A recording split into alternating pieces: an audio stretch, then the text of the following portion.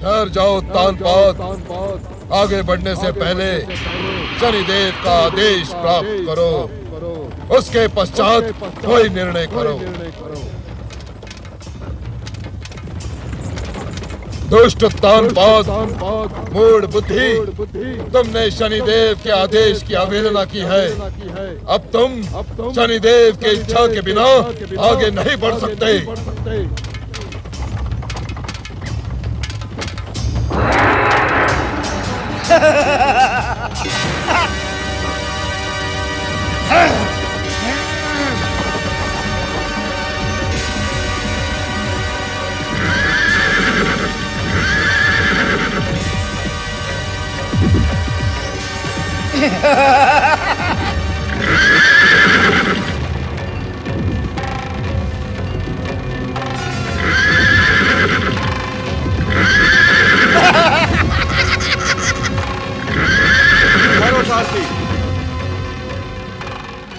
शनिदेव, आपकी क्या इच्छा है शनिदेव? आप इस प्रकार मेरा मार्ग क्यों अवरुद्ध कर रहे हैं? कृपा करके प्रकट हो शनिदेव, प्रकट हो।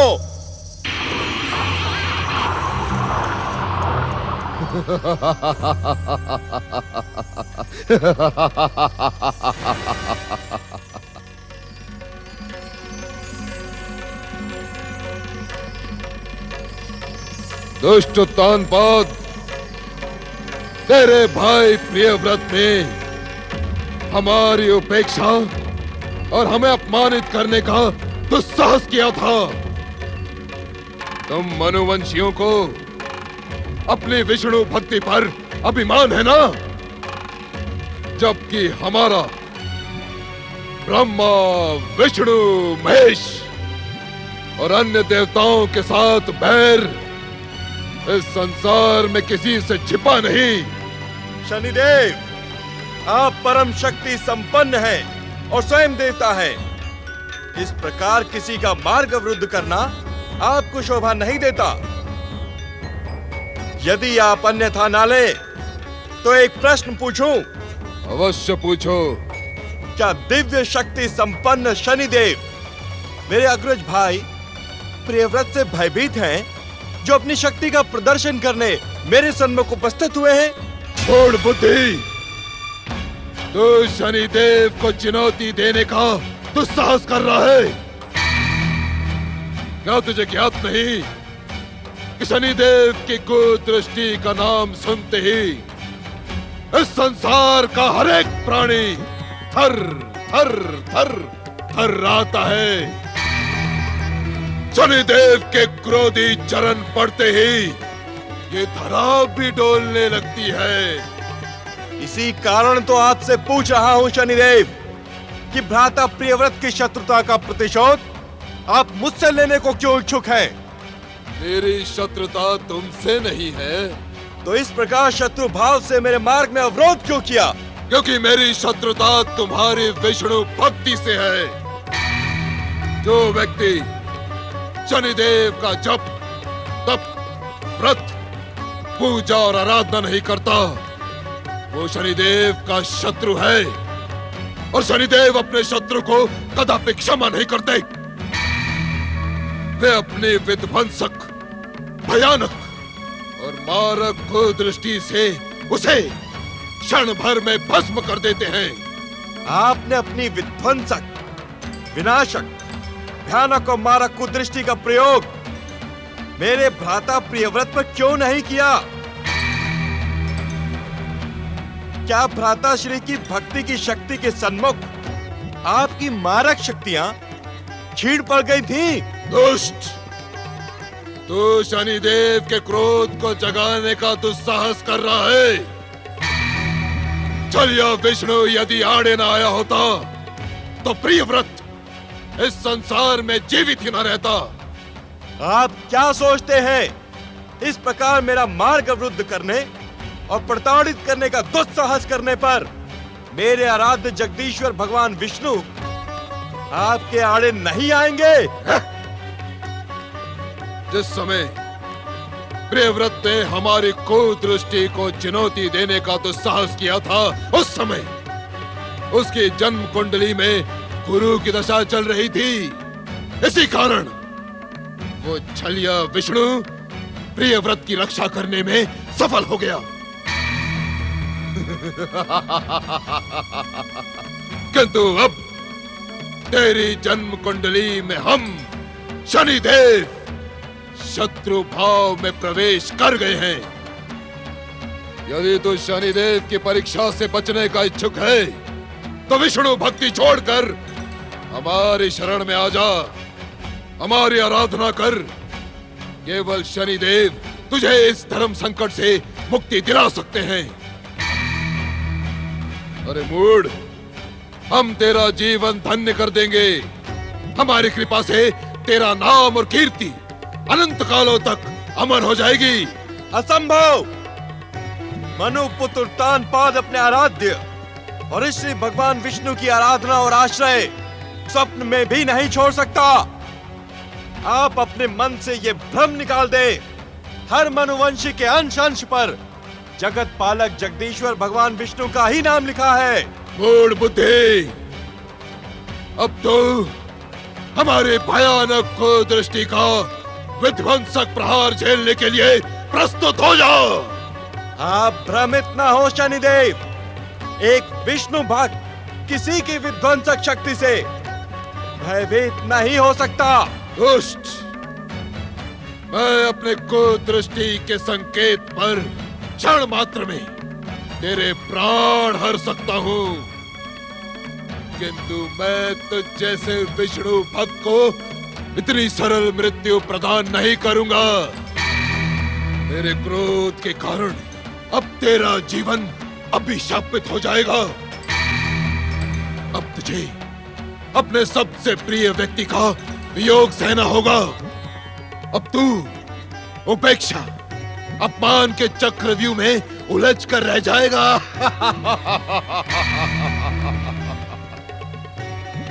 तुम्हारे साथ वो सब कुछ घटित होगा जिसकी तुमने कल्पना भी नहीं की। मेरे क्रोध के कारण विवश होकर तू परिस्थितियों का दास हो जाएगा। स्मरण रख मूढ़ कि मैं शनिदेव हूँ, शनिदेव। यदि मेरे आराध्य भगवान श्री जगदीश्वर विष्णु को मेरे कष्टों का यह चक्रव्यूह स्वीकार होगा तो मुझे आपके कष्ट भी प्रिय लगेंगे शनिदेव।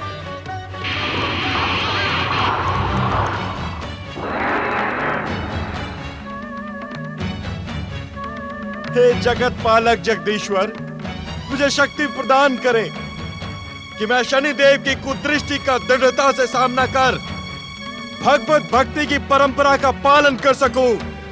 मेरी आस्था और श्रद्धा पूर्ववत आपकी कृपा प्राप्त करती रहे।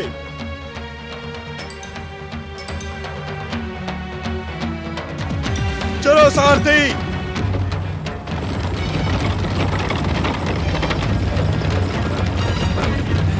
महाराज उत्तानपाद इस समय कंपला नगरी में नहीं रह रहे हैं। क्या कारण हो सकता है महारानी जी का हमें इस समय बुलाने का? समझ में नहीं आता कि हमें आमंत्रित करने वाले राजगुरु भी यहाँ नहीं हैं। मुझे तो ये विषय गंभीर लगता है। जब तक राजगुरु अथवा महारानी सुनीति आकर स्वयं न बताएं, कोई भी अनुमान लगाना अनुचित है। इसमें संदेह नहीं है कि महारानी सुनीति और महाराज उत्तानपाद को पाकर हमारा कंपिला देश धन्य हो गया। आप सत्य कह रहे हैं काका। अपनी प्रजा से प्रेम करने वाले और प्रजा के साथ ऐसा पुत्रवत व्यवहार करने वाले राजा रानी का उदाहरण भविष्य में मिलना कठिन होगा। कंपिला देश की प्रजा वत्सल महारानी सुनीति जी की जय। प्रजा वत्सल महारानी सुनीति जी की जय। प्रजा वत्सल महारानी सुनीति जी की जय। कंपिला के वरिष्ठ नागरिकों, जय जयकार करनी ही है तो जगत पालक जगदीश्वर भगवान श्री विष्णु की जय जयकार करो, जिनकी कृपा हम सब पर हर क्षण रहती है, जिनकी कृपा के हम सब ऋणी हैं। जगत पालक जगदीश्वर भगवान श्री हरि विष्णु की जय जय जय। आप सब अपना अपना स्थान ग्रहण करें।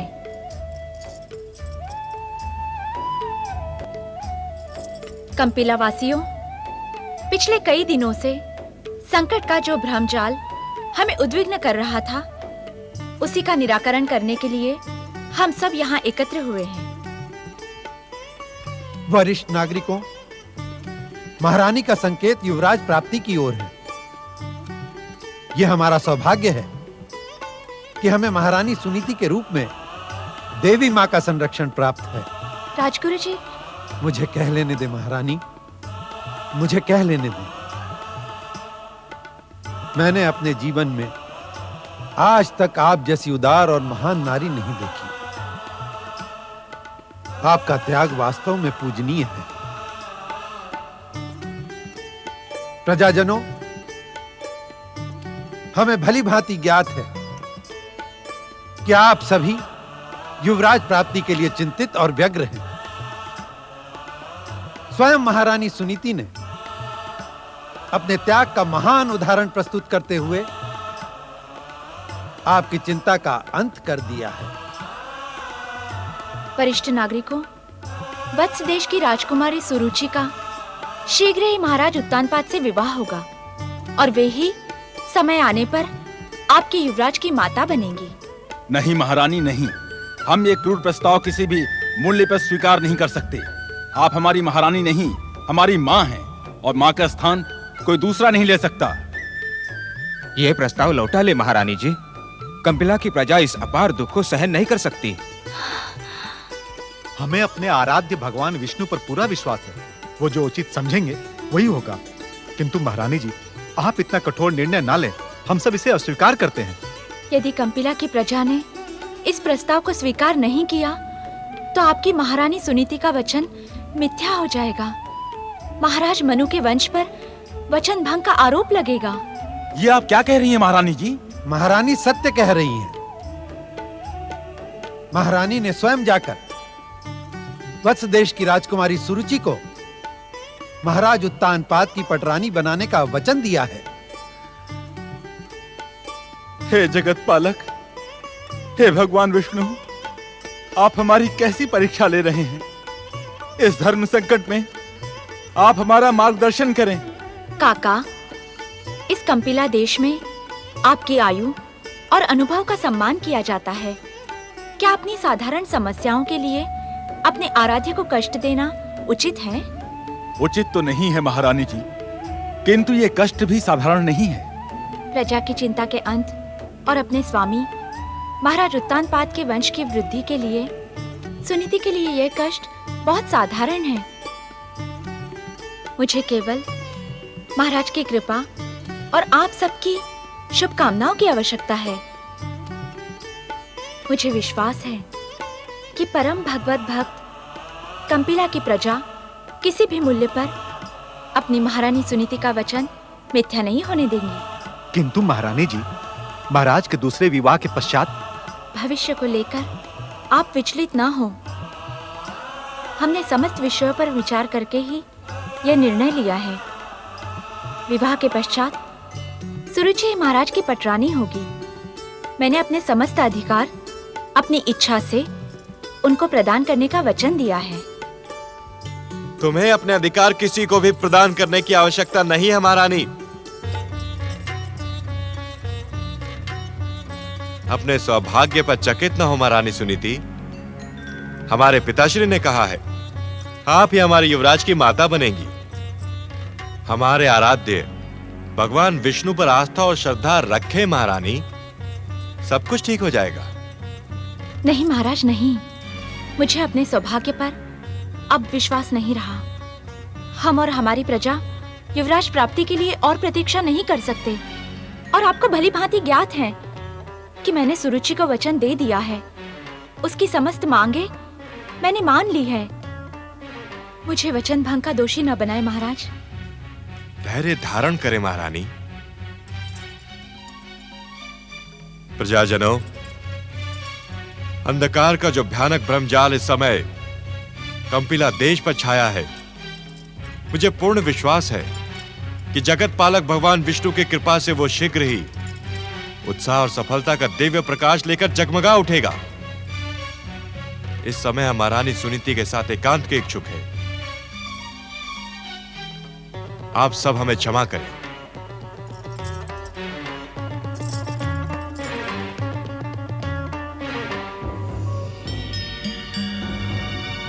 महारानी सुनीति, आप जैसी विदुषी नारी को ऐसी उतावली शोभा नहीं देती। ये उतावली नहीं है स्वामी, मेरा दृढ़ निश्चय है। इसे स्वीकार कर आप मेरे निश्चय का सम्मान करें। महारानी सुनीति, भावनाओं में बहकर आप संकट को आमंत्रण दे रही हैं। अभी कुछ समय पूर्व ही शनिदेव ने स्वयं प्रकट होकर मुझे चेतावनी दी है। कैसी चेतावनी स्वामी? शनिदेव ने कहा है कि तुमसे तुम्हारे अत्यंत प्रिय व्यक्ति का विछोह होगा। तुम्हारे सन्मुख संकट का ऐसा भ्रमजाल उमड़ेगा जिसकी तुमने कल्पना भी नहीं की होगी। तुम उपेक्षा, अपमान और अवमानना के पात्र बनोगे। विवश होकर तुम परिस्थितियों के दास बन जाओगे। नहीं महाराज, ऐसा कुछ नहीं होगा।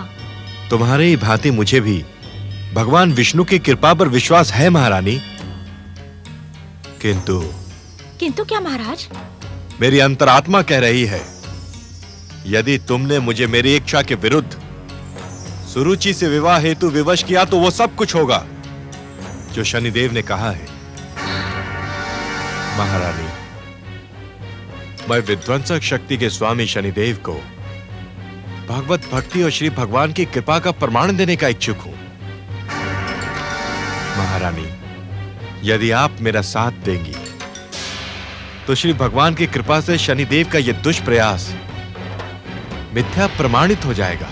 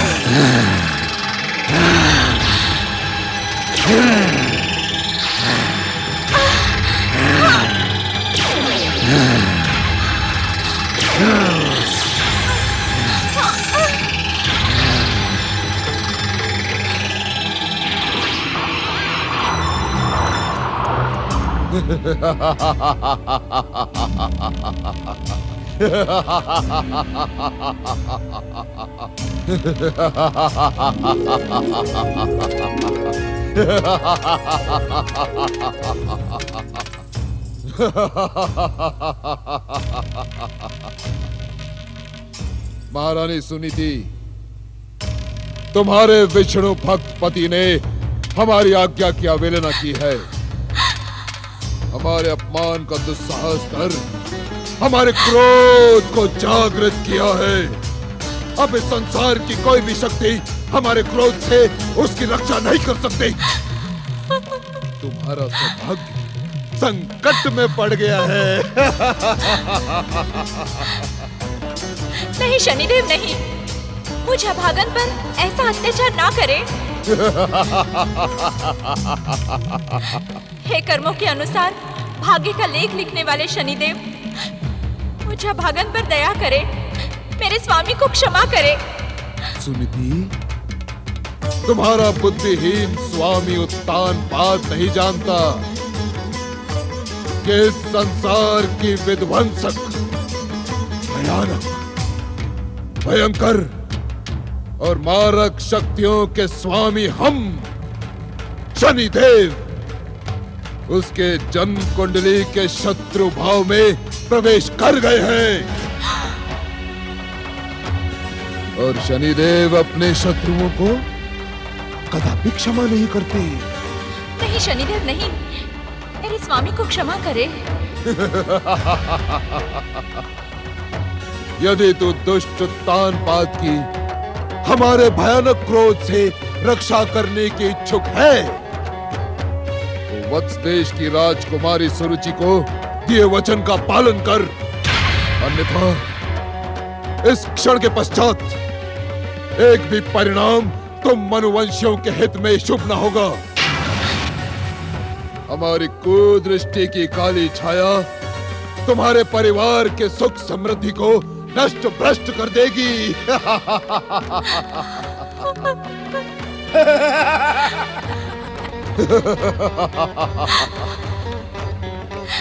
शनिदेव, अपने स्वामी के कारण ही हम सुरुचि को दिए हुए वचन को पूर्ण करने में विवश हो गए हैं। मेरे स्वसुर मनु महाराज ने मुझे पुत्रवती होने का आशीर्वाद दिया है। दुष्टा, क्या तू हमारे शक्तियों से अपरिचित है जो तू उस पाखंडी विष्णु भक्त मनु का नाम हमारे सम्मुख लेने का दुस्साहस कर रही है? क्या तुझे ज्ञात नहीं कि हमारी कुदृष्टि का संकेत एक क्षण में इस संसार का सर्वनाश कर सकता है? शनिदेव, मैं आपकी शक्तियों से भलीभांति परिचित हूँ, किंतु निर्णय नहीं कर पा रही कि अपनी दुविधा का अंत कैसे करूं। शनिदेव की आज्ञा का पालन ही तेरी हर दुविधा का अंत है।